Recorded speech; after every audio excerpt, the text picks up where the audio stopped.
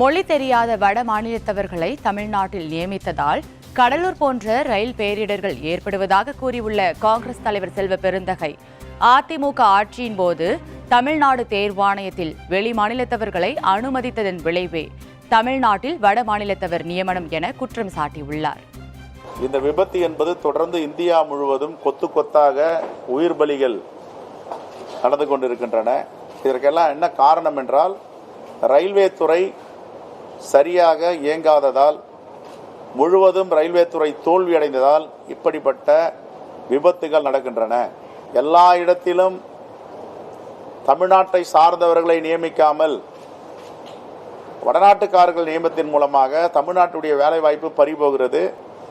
அது மட்டுமில்லாமல் இப்படிப்பட்ட விபத்துகள் ஏற்படுகின்றன.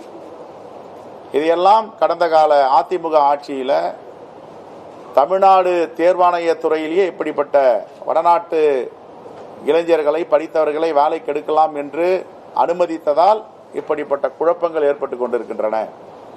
இதையெல்லாம் தடுத்து நிறுத்த வேண்டும். முழுக்க முழுக்க ஒன்றிய அரசு, மோடி அரசு இதற்கு பொறுப்பேற்க வேண்டும்.